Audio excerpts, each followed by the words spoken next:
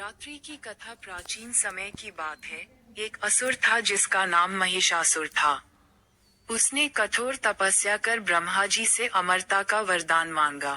ब्रह्मा जी ने कहा कि अमरता संभव नहीं, परंतु वह केवल किसी स्त्री के हाथों मारा जाएगा। महिषासुर ने इसे अपनी शक्ति मान लिया, क्योंकि उसे लगता था कि कोई स्त्री उसे हरा नहीं सकती।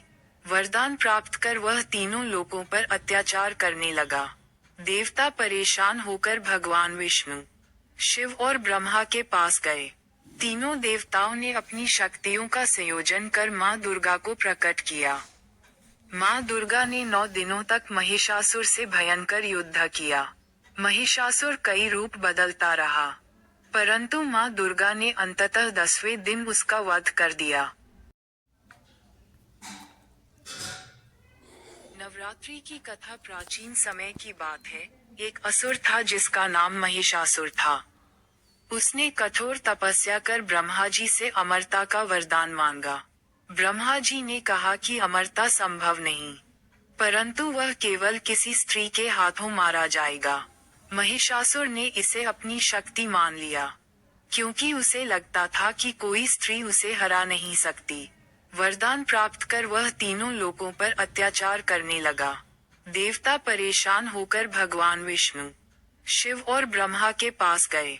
तीनों देवताओं ने अपनी शक्तियों का संयोजन कर मां दुर्गा को प्रकट किया। मां दुर्गा ने 9 दिनों तक असुर था जिसका नाम महिषासुर था।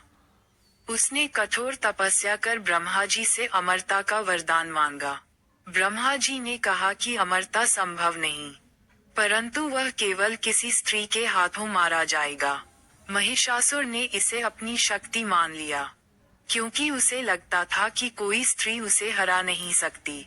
वरदान प्राप्त कर वह तीनों लोकों पर अत्याचार करने लगा।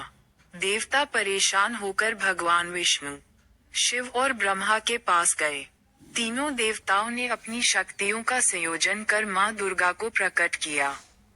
मां दुर्गा ने 9 दिनों तक महिषासुर से भयंकर युद्ध किया।